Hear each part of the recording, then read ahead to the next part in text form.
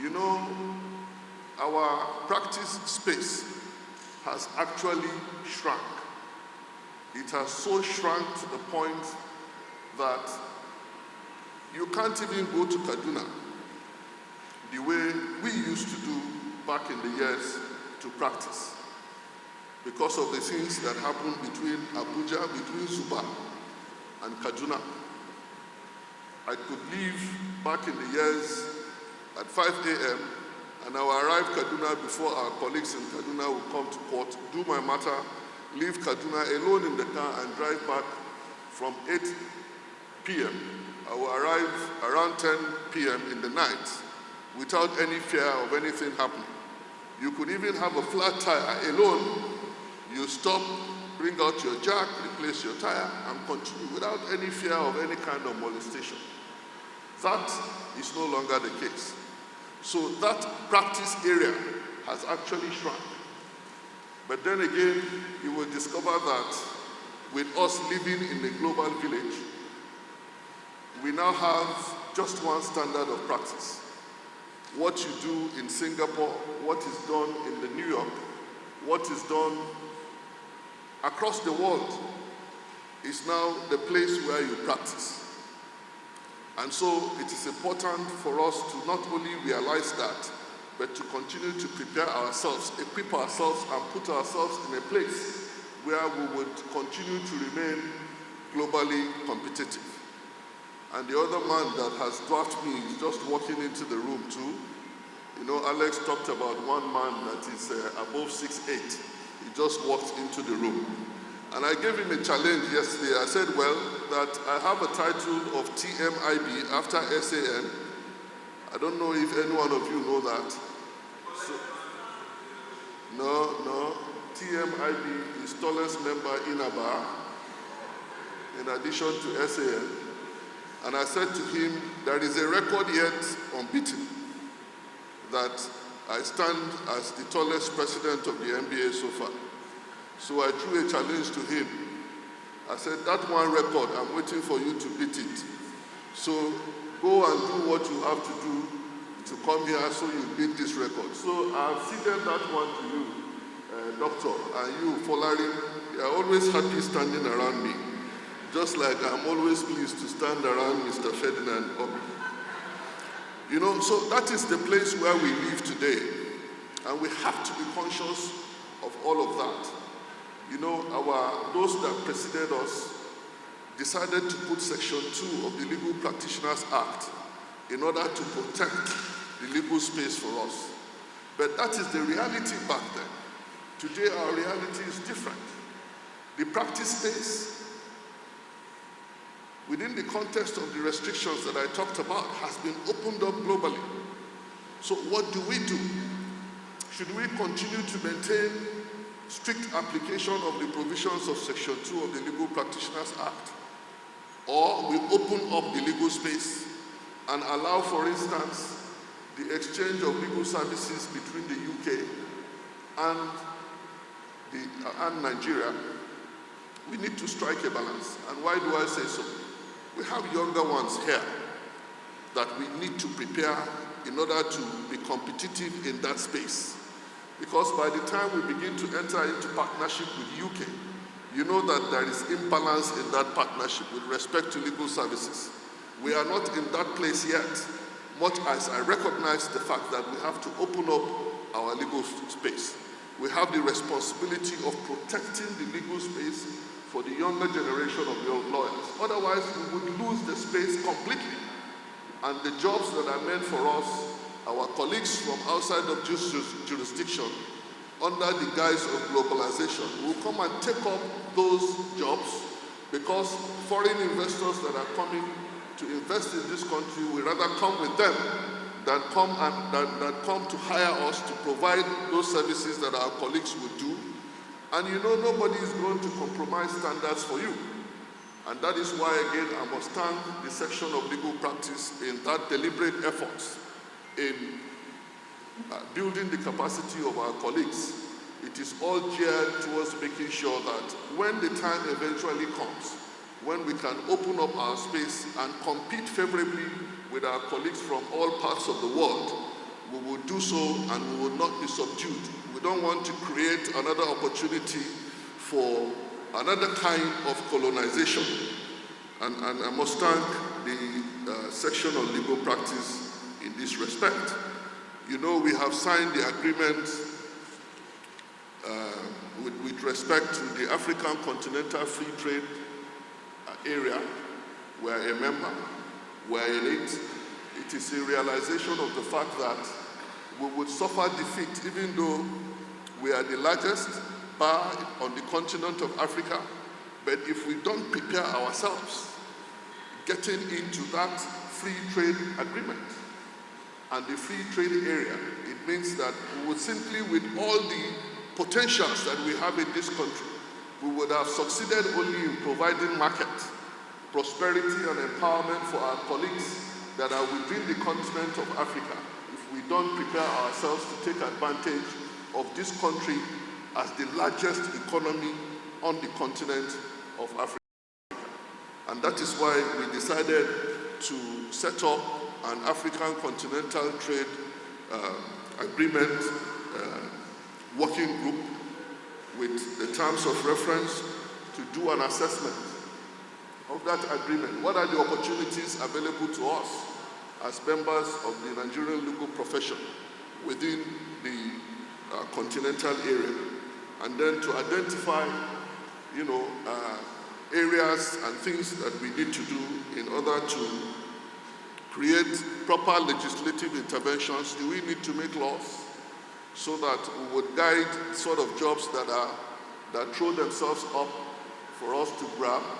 Should we do it in such a way that we will protect our own space, protect those opportunities without also reneging on the agreement that we've entered? It's something that we have to do, and we have to do it consciously and deliberately. We are churning out our colleagues in thousands every year. The jobs are not there. The traditional practice is not what we do, anymore. And so we have to begin to sensitize our colleagues about the emerging areas of practice and get our colleagues to understand that you can actually also work on the go. I know that my grandfather, at some point, if you don't sit in a particular place he has provided as an office, it means that you are not working. But Grandpa, times have changed. Our colleagues now can work with their devices on their hands. We have smart, very resourceful, very energetic, intelligent colleagues that can give you a brief of argument in 2 hours using their phones, because the authorities they need to cite, the authorities they need to research on, are accessible to them on their phones. And they don't need to sit at a particular place to deliver on that assignment. That is the generational shift that we are experiencing. And they are the best to understand the language of this global village that we are living in today. So what are we doing to make sure that our colleagues are empowered and given the opportunity to have the fullest expression of the capacities and the excellence that they carry? So that if you see them sitting in a Starbucks, taking coffee and working, you don't think that they are just idling away doing nothing. But so we need to also strike a balance between that freedom that our colleagues do have because of the understanding of the importance and what technology has trusted on us, and also the discipline that comes with the older generation. And I must say this, and it is without any intention of demeaning our colleagues. You need my grandpa, Malam Yusuf Ali, to bring the resources. And what did I say, colleagues? Bring the resources. Malam Yusuf Ali, my grandfather, has the resources to support the younger generation, to bring out the best inside of them. So I would admonish that when you see people like Grandpa, without giving up what the generational traits that you have that allows you to be very free with your grandparents or with your seniors, also show respect, because that is the only way you can elicit that support, that empowerment from them. And together we will deploy the resources and the energy that you have for us to make the impact in this country. And so what have we done as the Nigerian Bar Association? By the special grace of God, we've come up with the Remuneration Order 2023, and that is supposed to help us organize ourselves. That is to help us also structure our ability to charge fees across borders. Across borders. Where is across borders? And I must always, when I see Mr. Shehu Abimbola, Senior Advocate of Nigeria, I must recognize the efforts and the commitments this gentleman made along with other members of that committee in putting this order together, which was passed and has already been gazetted and circulated. So please insist when your clients come to you that you have a regulation that tells you how to charge your fees. And that is how you begin to learn how to charge fees within the borders, and then you can extend it across the border. And like I said, the only way we can function well, when I talked about not letting money, how much you charge, be the motivation for the services that you render.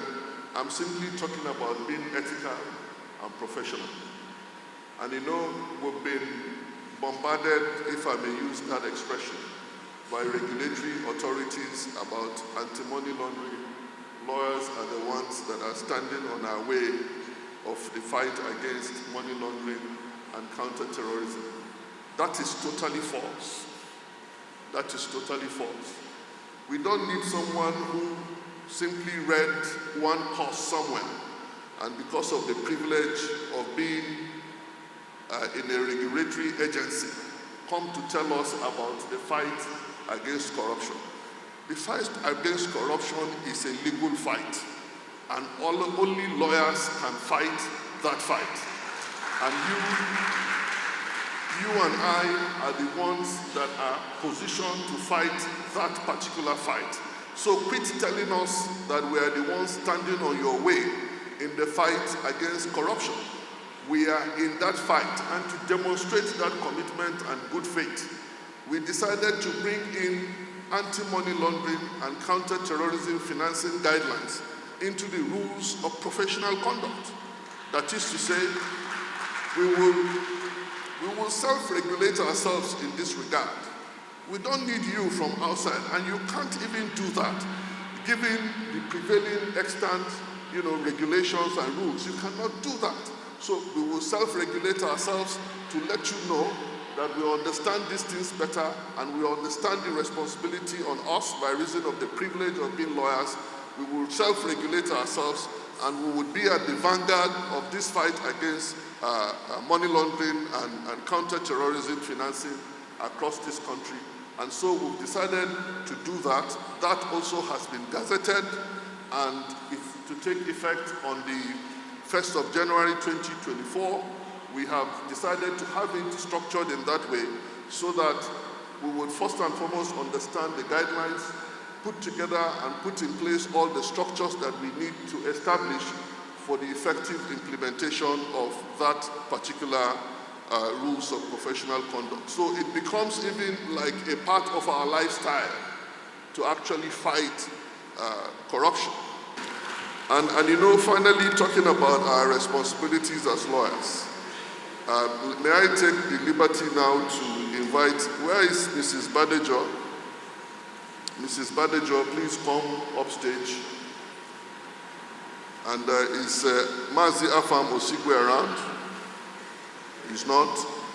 She's been introduced earlier as the alternate chair of the annual General Conference of the Nigerian Bar Association of the Conference Planning Committee.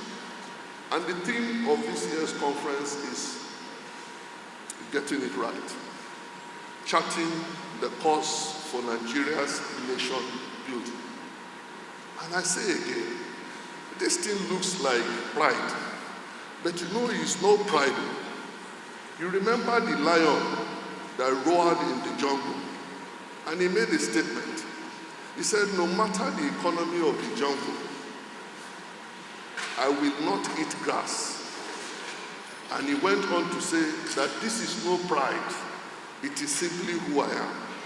So when we talk about we as lawyers having the singular privilege and honor to drive the recovery of this nation, the reformation of this nation, the reforming, the reposition of this nation, it is not out of pride.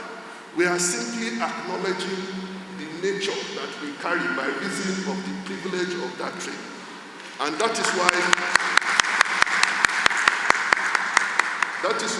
getting it right is the business of lawyers.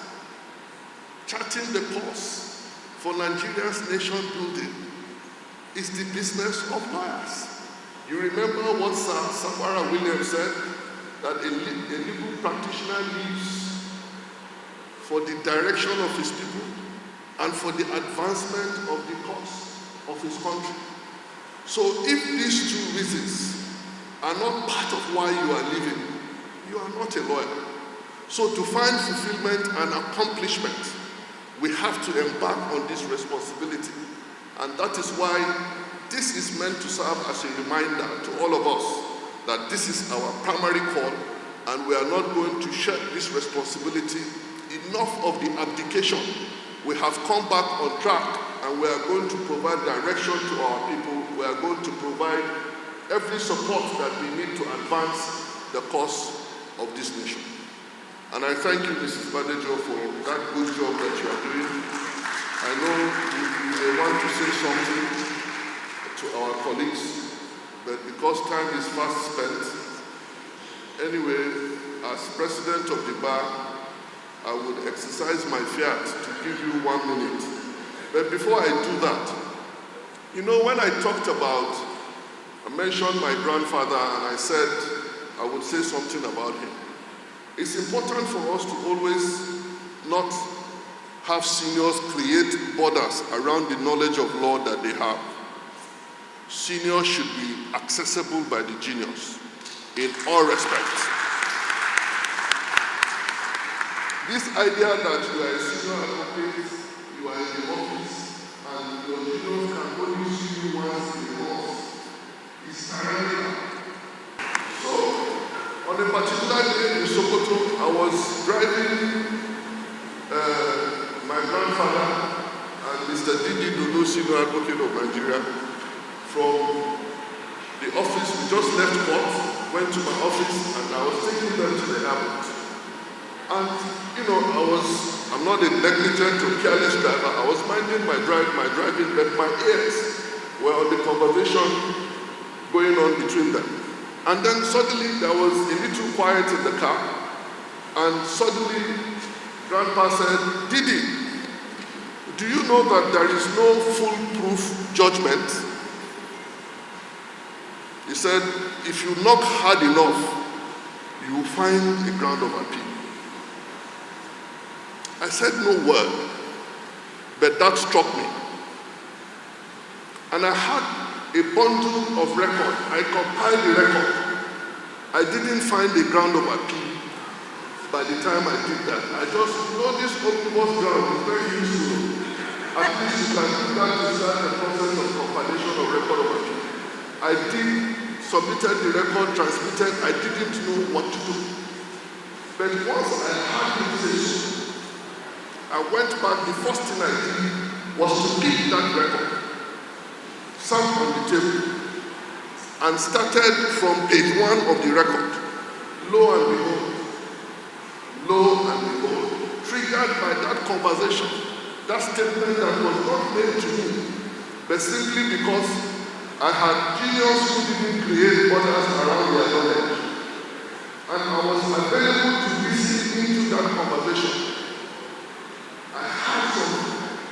I went back, I did something, picked my record. The first 3 pages of that record I opened, I found a ground of appeal. And that was what I used to earn the fees that I was paid. And Grandpa, I may not have sent any royalty to you, but I made money out of that. And it was from that conversation. And what did I see? The originating process was signed by a law firm. I missed it. I took it for granted that that is not an important page. Let me go to the proceedings and the judgment. But because he said so, and I was available, I was also ready and open to learn, I picked it and I made money. That is why I must be concluding this my remarks. Please call on our seniors. Stop building barricades around yourselves. Allow the juniors to have access to you.